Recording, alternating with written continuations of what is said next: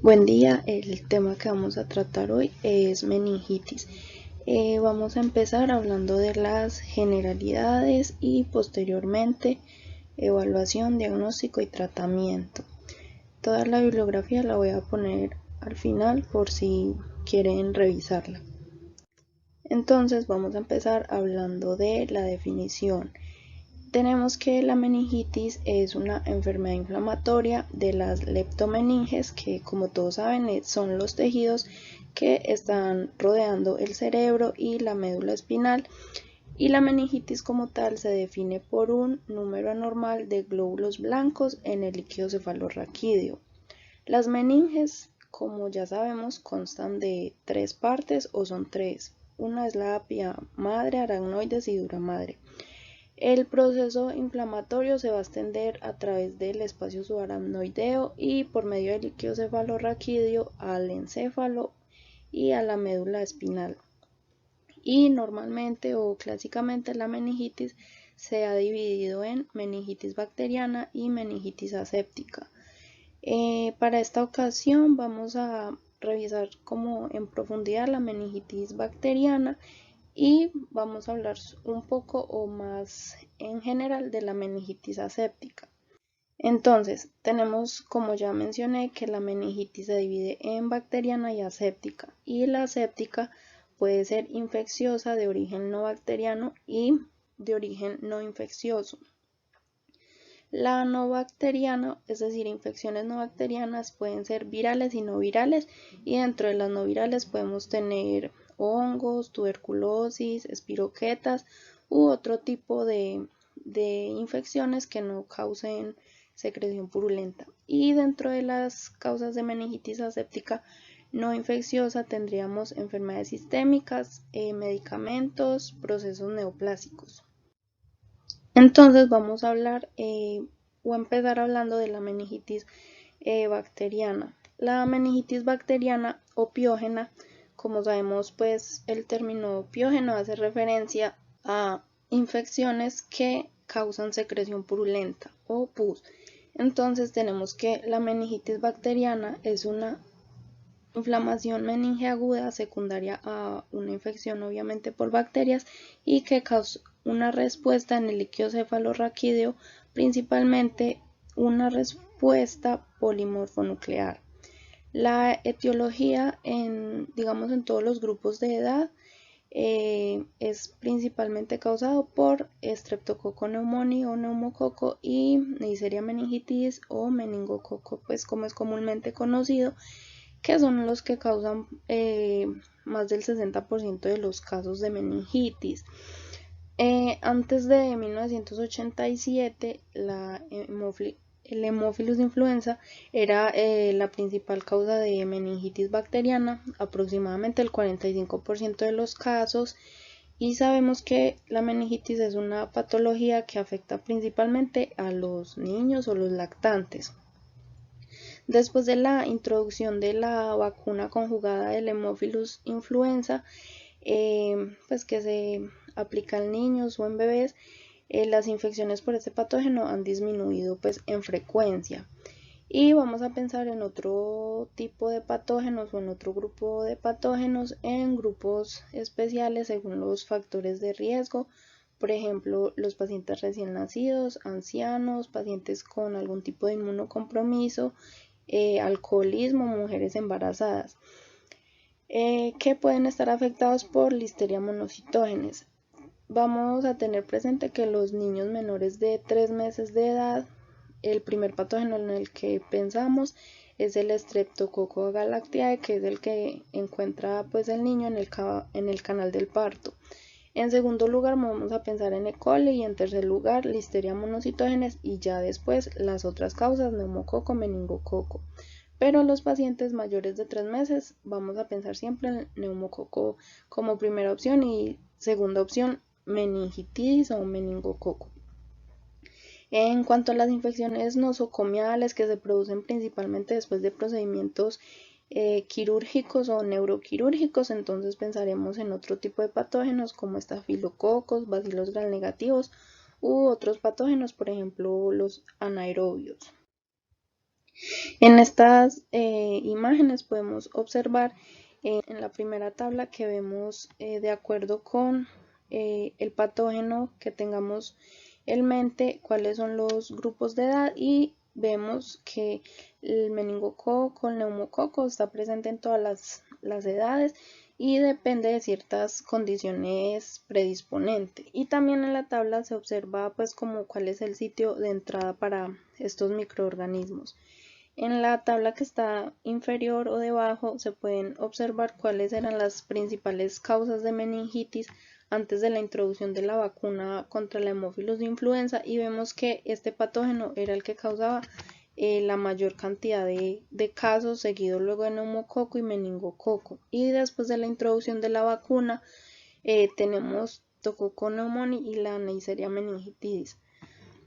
Después de esto, en la gráfica que tenemos de barras se observa que antes de la introducción de la vacuna se puede pues observar la proporción de casos que eran causados por el Haemophilus influenza, y después de la introducción de esta vacuna vemos que el principal patógeno es neumococo y luego meningococo, a pesar de que en el año 2000 a 2005 se introdujeron las vacunas contra estos otros patógenos, es decir, meningococo y neumococo, ambas vacunas conjugadas.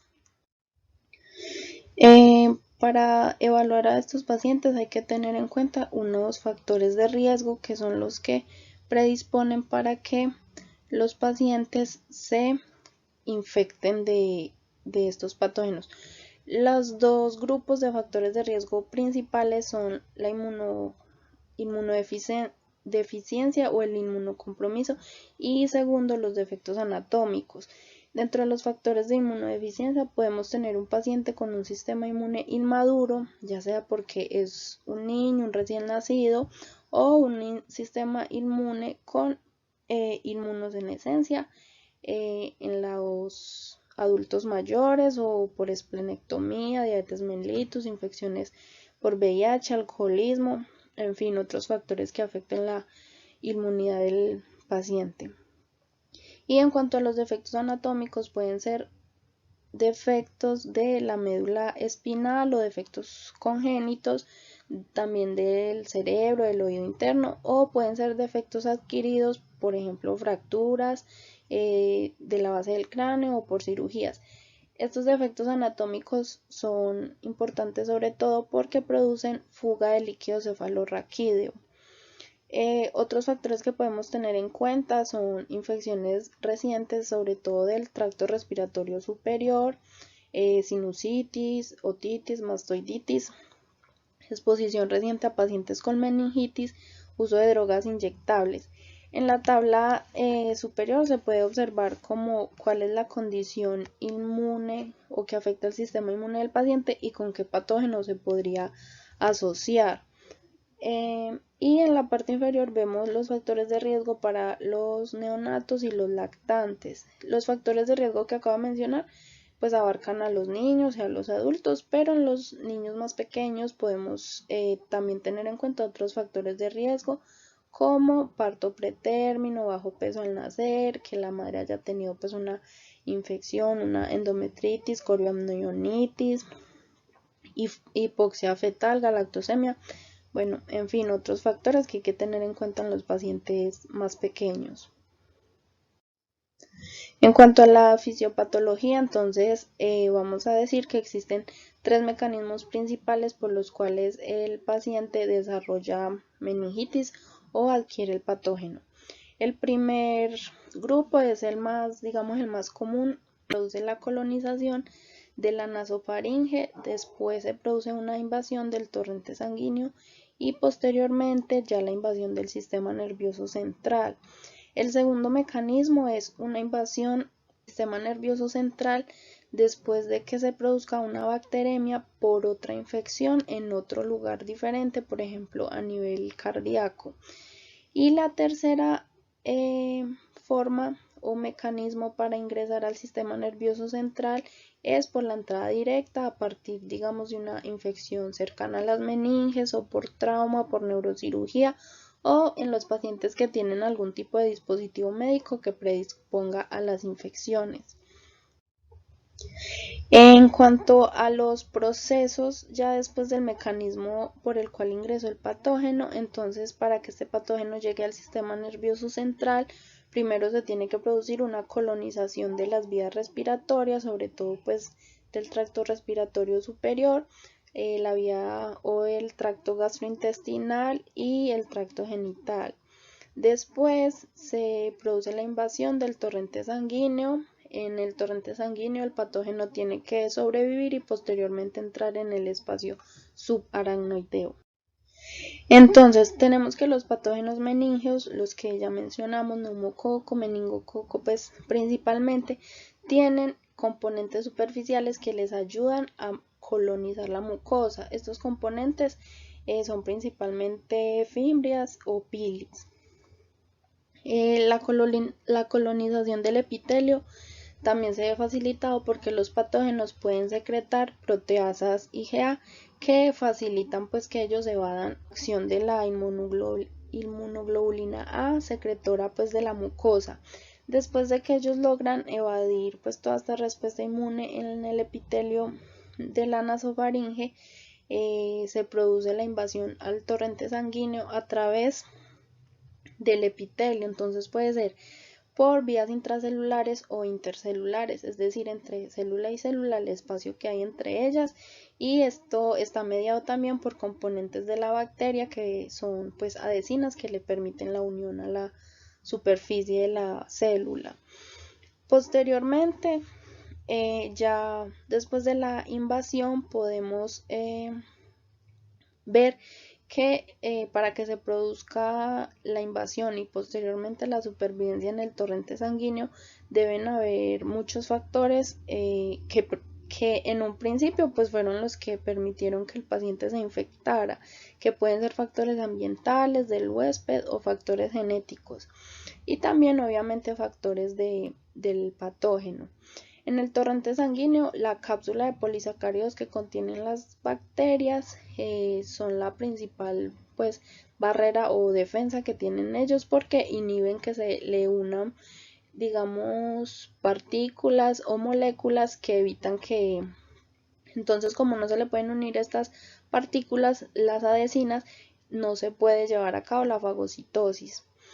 Después, para que se dé la penetración en el espacio subaracnoideo, esto se ve facilitado por el tiempo que lleva el paciente con la infección y digamos, la intensidad de la bacteriemia, y se produce porque los componentes de la pared de la bacteria interactúan con la membrana celular en las venas postcapilares.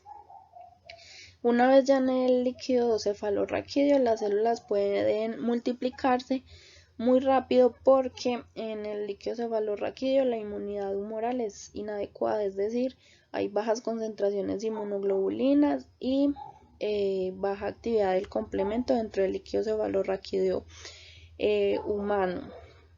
Como resultado de esta pobre respuesta inmune, es decir, una pobre actividad opsónica, una replicación bacteriana pues rápida, exitosa, y el posterior desarrollo de la inflamación es que se producen todas las manifestaciones clínicas que son las que vamos a ver más adelante. Entonces, después de que se produzca la invasión del líquido cefalorraquídeo, llegan muy rápido los leucocitos a tratar de detener la infección en el líquido cefalorraquídeo, y a pesar de esto, a pesar de que los leucocitos llegan rápidamente, las condiciones dentro del líquido cefalorraquídeo no son óptimas para desarrollar la función opsónica y bactericida.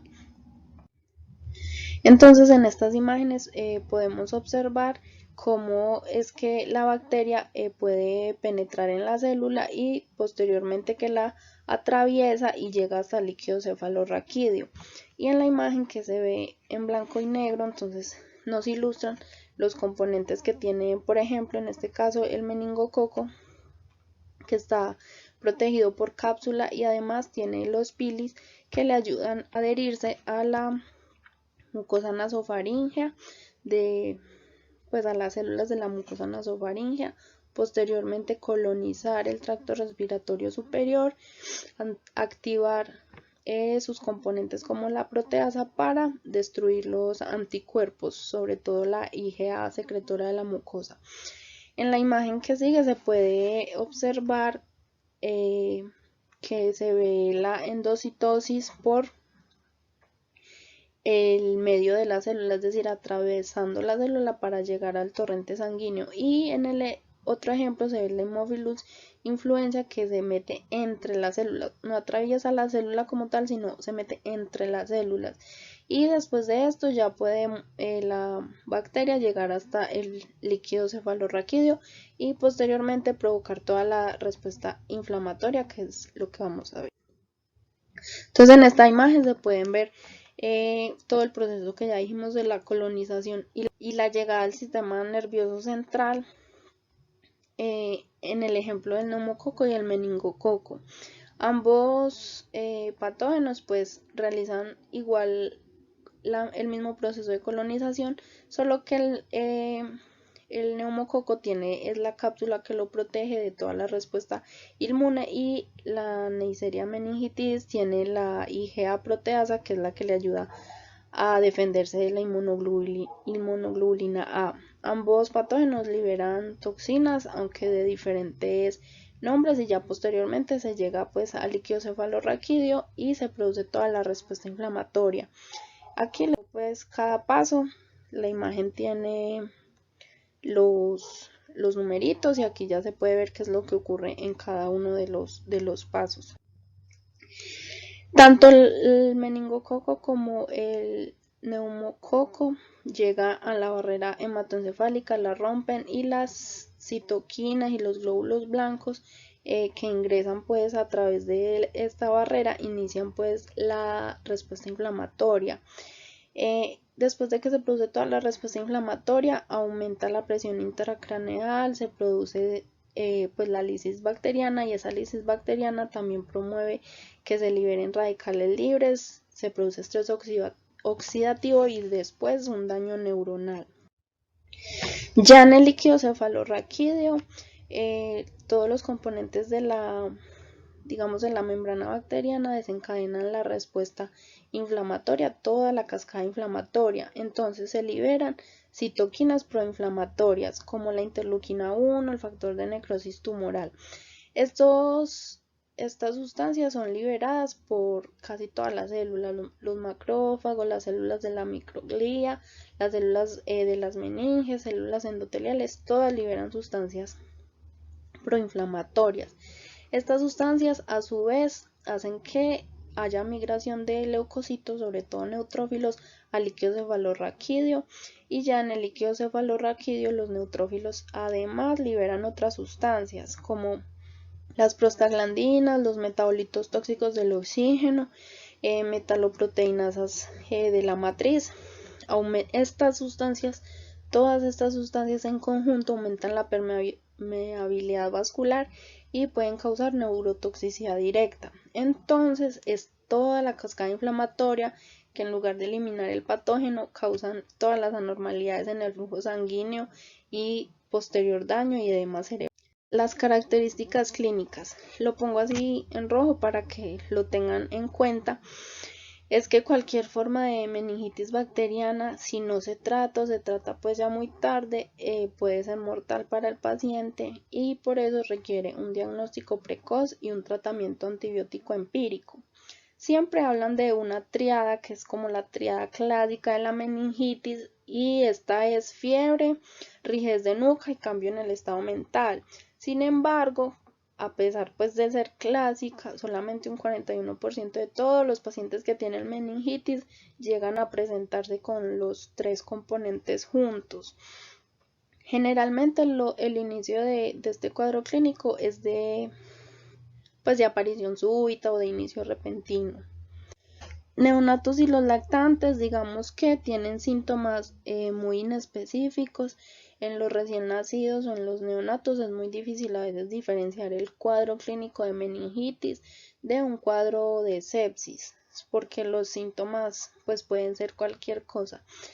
Por ejemplo, el paciente puede tener fiebre o hipotermia, letargo o irritabilidad, mala alimentación o vómitos o diarrea o que no puede respirar bien. Algunos pacientes se presentan con convulsiones, con fontanelas abultadas y los padres son siempre pues los que dicen que el niño ha estado raro o maluco o bueno. Es poco probable que se produzca rigidez en el cuello y en aproximadamente el 5% de los pacientes se produce una hidrocefalia. Los recién nacidos, como ya habíamos dicho, tienen un sistema inmune muy inmaduro y tienen poca capacidad fagocítica de todas sus células, de todos sus leucocitos, sobre todo neutrófilos y monocitos. En los niños sí se puede presentar a veces unos síntomas más fáciles de evidenciar o que le puedan dar a uno como una pista más certera del cuadro. Pueden tener fiebre, un dolor de cabeza intenso, letargo, irritabilidad, fotofobia, náuseas, vómito, pero sí se pueden presentar con la rigidez en el cuello, dolor en la espalda y un 20% de estos pacientes pueden llegar con convulsiones. Al examen físico pues evaluar la irritación meningea que se manifiesta pues como la rigidez en el cuello, sobre todo cuando el paciente hace pues la flexión para tocar el mentón con el pecho. El signo de Kearney y el signo de Brudzinski tiene muy buena especificidad pero muy poca sensibilidad porque digamos la literatura menciona que encontrar estos signos en los pacientes depende mucho de la capacidad del evaluador. Entonces el signo de Kearney, como pueden observar en la imagen, se hace con el paciente en decúbito supino o también se puede hacer con el paciente sentado. Se flexiona la articulación de la cadera para que quede a 90 grados y luego se trata de extender la articulación de la rodilla. Es positivo si no se puede hacer la extensión o el niño, digamos, se resiste a que se haga la extensión por dolor en la espalda. Y el signo de Brudzinski es el signo en el que el evaluador trata de hacer que el niño toque con el mentón, el pecho y es positivo cuando él flexiona involuntariamente las rodillas. Cuando se presenta la tríada de Cushing, que es la hipertensión arterial sistémica, bradicardia y dificultad respiratoria o depresión respiratoria, ya el niño lleva mucho rato con un aumento de la presión intracraneal.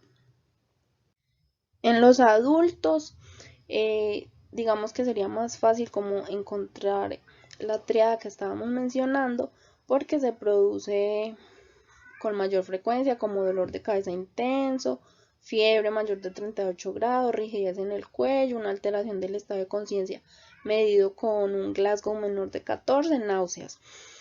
Y si el paciente adulto no tiene ninguno de estos síntomas, pues es poco probable que tenga meningitis y habría que buscar otro diagnóstico. También se puede presentar con otras manifestaciones como convulsiones, afasia, monoparesia, parálisis del nervio craneal, sobre todo el nervio facial, papiledema, erupción cutánea. Las alteraciones cutáneas son más comunes cuando el patógeno es el meningococo. La irritación meningea o meningismo, que es el que, pues como se le conoce, son 3 síntomas principales que es dolor de cabeza, rigidez en la nuca y fotofobia. Para evaluar el meningismo o la irritación meningea, pues tenemos los mismos signos que ya habíamos mencionado, que es el signo de Kearney y Brudzinski. ¿Qué pasa con estos signos? Que los pacientes en los que digamos estandarizaron estos signos, eso fue hace muchos años, en la era de los preantibiótica, en pacientes que tenían meningitis bacteriana muy avanzada o meningitis bacteriana o tuberculosa muy avanzada en un estado pues grave, en etapa tardía, y pues en ellos fue que encontraron estos signos. Actualmente se dice que tienen pues una alta especificidad pero muy baja sensibilidad y si usted no los encuentra en el paciente no significa que el paciente no tenga meningitis. Actualmente se habla pues de que la acentuación del dolor de cabeza puede ser un mejor signo para el diagnóstico, que se hace con la rotación en el sentido horizontal, es decir, como si el paciente estuviera diciendo que no, pues a una frecuencia 2 a 3 veces por segundo, y si con esta rotación el paciente se le aumenta el dolor de cabeza, entonces posiblemente tenga meningitis. En adultos mayores también es muy difícil diagnosticar la meningitis porque se puede presentar con un cuadro clínico atípico, no es frecuente que el paciente le dé fiebre, los pacientes pueden o no tener dolor de cabeza, y la confusión en los adultos mayores es pues difícil de evaluar. La rigidez en el cuello puede ser un signo difícil porque en los adultos mayores un gran porcentaje tienen rigidez en el cuello o en la nuca, y no es que estén enfermos, es digamos por el proceso normal del envejecimiento, y algunos pacientes en los que se ha hecho punción lumbar porque tenían el cuello rígido, solo en un 26% se encontró que realmente tenían meningitis, entonces no es un signo muy confiable. Es más probable que el cuadro clínico en ellos sea un estado mental alterado, convulsiones, déficits neurológicos o hidrocefalia. Tienen, como ya habíamos visto al principio en la etiología, menos casos por meningococo, neumococo y más casos por listeria monocitógenes, pero en estos pacientes se presentan más complicaciones renales, pulmonares y obviamente una tasa más alta de mortalidad.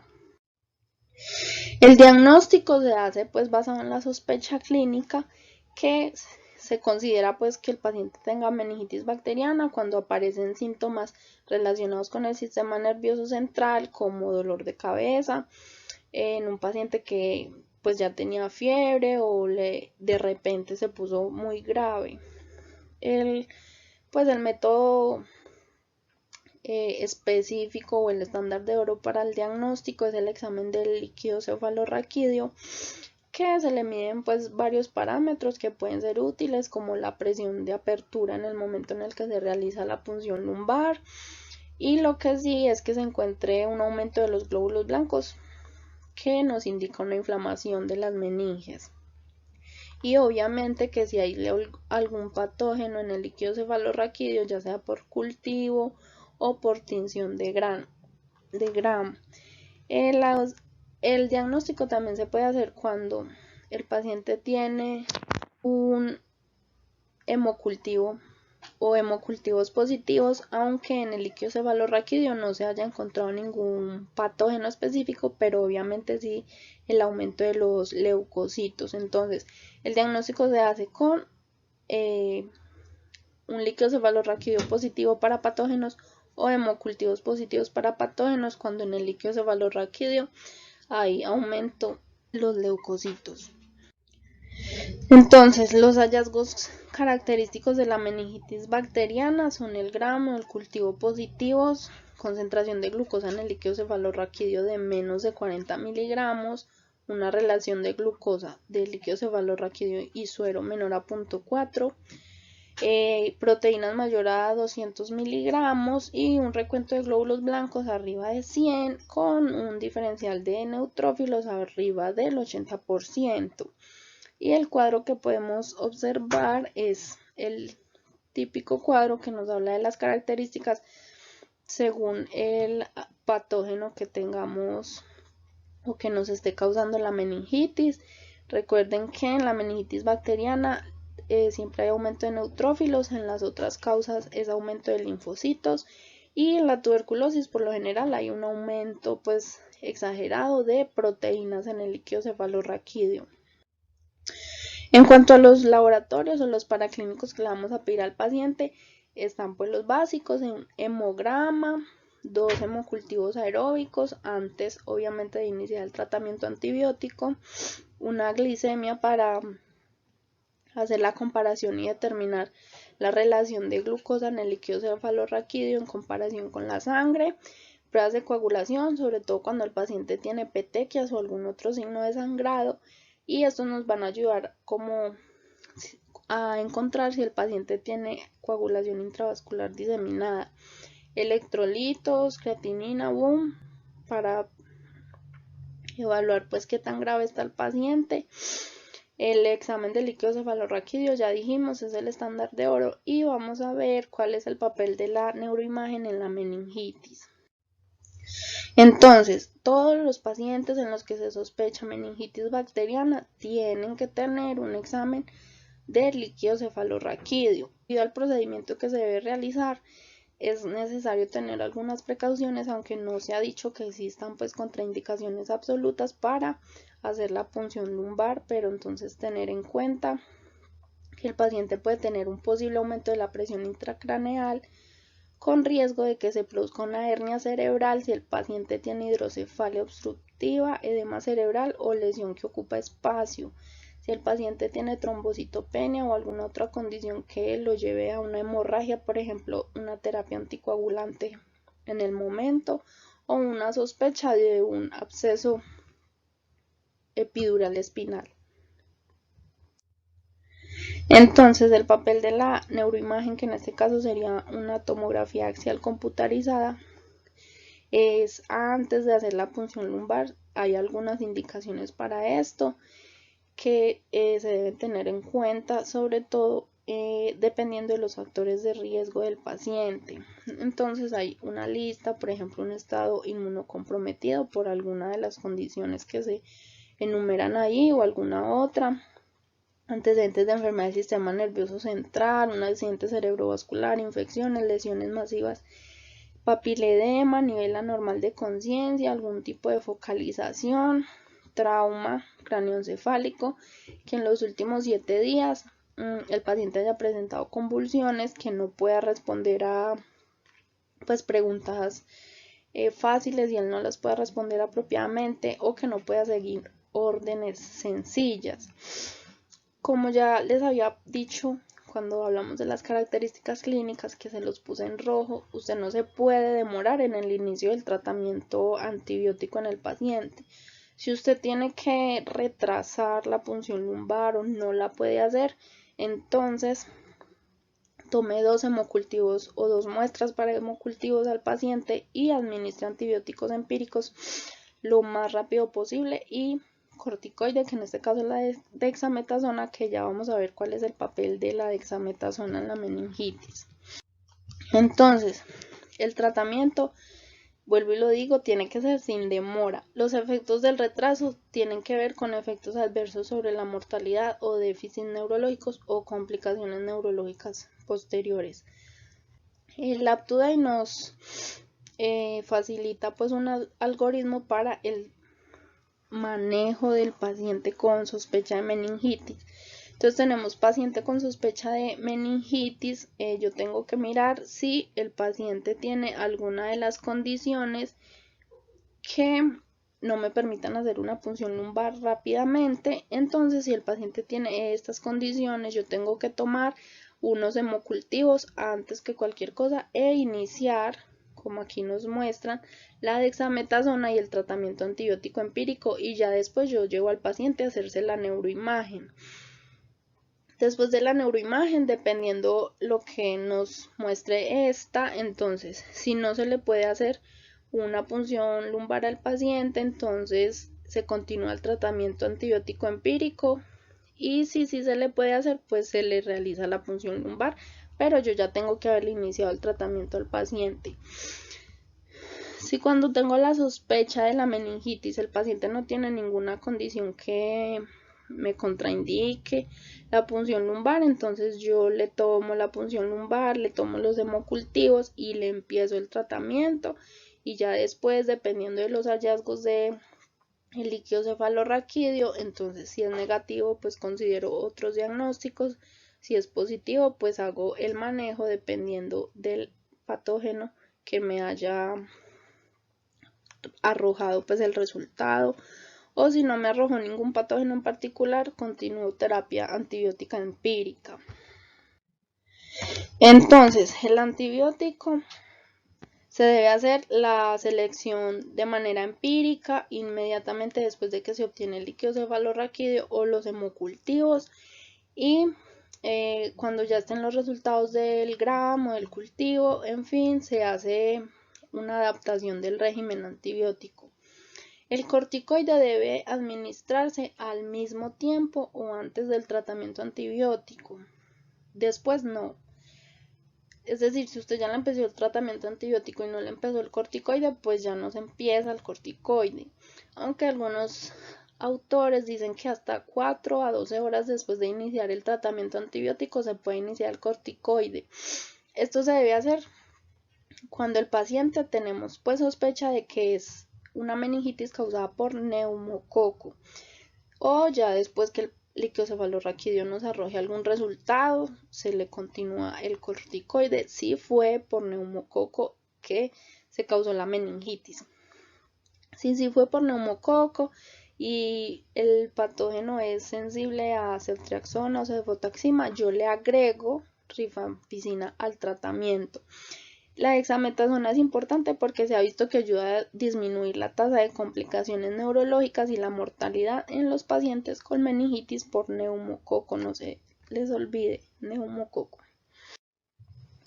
En cuanto al tratamiento empírico, entonces tenemos en el paciente pediátrico y el paciente adulto. Entonces en el paciente pediátrico vemos que nos muestran por edades. Sabemos que en el paciente pediátrico es muy posible que el agente causante sea listeria, entonces ampicilina contra este patógeno y se le agrega gentamicina o cefotaxima si es menor de un mes. Entre 1 y 3 meses, igualmente ampicilina, cefotaxima, es decir, ambos, ampicilina más cefotaxima o ceftriaxona. Y ya mayor de 3 meses, cefotaxime, y se le puede pues cambiar cefotaxime por ceftriaxona más vancomicina, que ese es el tratamiento de los niños mayores de 3 meses y de los adultos. Y obviamente la administración de la dexametasona. Entonces, este es el régimen en los niños. En los adultos tenemos ceftriaxona o cefotaxime más vancomicina si hay una resistencia mayor al 1% a la ceftriaxona. Y en los adultos mayores de 50 o que tengan algún factor de riesgo para listeria, entonces se agrega ampicilina. Entonces básicamente el tratamiento para los mayores de 3 meses, adultos y hasta los 50 años sería ceftriaxona o cefotaxima más vancomicina. Dependiendo del riesgo se agrega ampicilina. Y aquí les dejo pues unas tablitas que tienen como, dependiendo del patógeno, según la edad, qué régimen antibiótico es el más preferido o el que se recomienda y las dosis de cada medicamento. Hay que tener en cuenta que pues hay ciertas condiciones que nos van a cambiar el régimen. Podría ser un paciente inmunocomprometido que haya que cubrir pseudomonas originosa con cefepima o meropenem, entonces ya no agregaríamos una cefalosporina de tercera generación, sino alguno de estos dos medicamentos, o que el paciente sea alérgico a las cefalosporinas por alergia a las penicilinas, pero por lo general el paciente alérgico a la penicilina igualmente se le da cefalosporina a menos que el antecedente de la alergia sea un choque anafiláctico o una alergia muy grave. En ese caso se cambiaría la cefalosporina por moxifloxacina, pero pues eso ya son casos especiales. En el UpToDate se encuentra pues muy bien especificado cada uno por si lo quieren revisar. Y el tratamiento apoya a sus pacientes a hacer un adecuado equilibrio de líquidos y electrolitos que tiene influencia sobre los resultados clínicos del paciente. Algunas maniobras para reducir la presión intracraneal, como poner la cabecera de la cama a 30 grados, producir hiperventilación en el paciente para mantener una presión arterial de dióxido de carbono entre 27 y 30, o algún otro método que algunos autores recomiendan el uso de un agente hiperosmolar. La dexametasona se recomienda a partir de las 6 semanas en los niños con meningitis por hemófilos influenza y niños o adultos que tengan meningitis por neumococo, siempre a partir de las 6 semanas de vida. La dosis de la dexametasona es 0.15 miligramos por kilo, vía intravenosa, cada 6 horas durante 2 a 4 días. Súper importante la dexametasona, nunca se les olvide. En cuanto a al pronóstico, la meningitis bacteriana tiene una mortalidad pues apreciable a pesar de que se realice el tratamiento antibiótico, aunque con la introducción de la dexametasona como parte del tratamiento de apoyo se ha ido pues disminuyendo. Y obviamente depende de los factores de riesgo del paciente. Las complicaciones que se han asociado con la meningitis está el estado mental deteriorado permanentemente, un aumento de la presión intracraneal pues de forma permanente, edema cerebral, hidrocefalia, déficit neurológicos, accidente cerebrovascular, deterioro intelectual, bueno, entre otros. Y ahora vamos a hablar pues como unas generalidades de la meningitis aséptica, porque tendríamos que hablar como de cada causa de la meningitis aséptica y pues sería muy largo.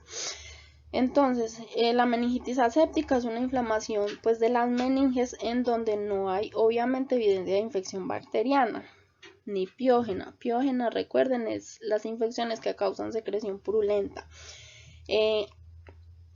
Es decir, a través del gramo, el cultivo, no se evidencia ningún tipo de estos patógenos bacterianos, pero sí hay aumento de los glóbulos blancos en general de los mononucleares. Las causas más comunes de meningitis aséptica son los virus, sobre todo los enterovirus, y otras etiologías pueden ser micobacterias, como ya vimos la tuberculosis, hongos, espiroquetas, otras infecciones diferentes a las meninges, pero que por vecindad o cercanía pueden inflamar las meninges, medicamentos o neoplasias. A menudo este tipo de meningitis tiene pues la misma presentación de la meningitis bacteriana, es decir, la fiebre, el dolor de cabeza, la rigidez del cuello, y también podría ser una enfermedad mortal dependiendo pues la causa. Pero a diferencia de la meningitis bacteriana, las manifestaciones clínicas se resuelven pues sin ningún tipo de tratamiento, es decir, es autolimitado. Y en ese sentido, pues uno puede estar más tranquilo con el paciente. Si usted no sabe si el paciente tiene una meningitis bacteriana o viral, pues porque no se sabe, digamos, con la clínica, lo mejor es iniciar tratamiento antibiótico empírico y realizar los hemocultivos, el examen de líquido cefalorraquídeo, y ya posteriormente, dependiendo de los resultados de este, entonces se puede seguir el tratamiento antibiótico o suspenderlo pues sin ningún problema para el paciente. Por lo general, si el proceso es de meningitis aséptica, se va a resolver así, o sea, usted le inició el tratamiento antibiótico y si era otro tipo de meningitis, no pasa nada, el paciente igual se va a mejorar. En cambio, si usted no le inicia el tratamiento y de pronto era una meningitis bacteriana, pues el paciente posiblemente se puede complicar más fácilmente. Entonces, eso era como lo que les quería mencionar de la meningitis aséptica. Hay muchas causas de meningitis aséptica, también lo pueden pues leer en el UpToDate o donde ustedes quieran leer. Pero es como lo más importante, siempre tener en cuenta que lo principal es, si usted sospecha meningitis bacteriana, entonces actúe como si fuera una meningitis bacteriana. Y aquí les dejo la bibliografía que consulté. Al final dice UpToDate, del UpToDate fueron los capítulos de meningitis en adultos, es decir, las características clínicas, el diagnóstico, el tratamiento, que están muy bien explicados aquí. Y muchas gracias.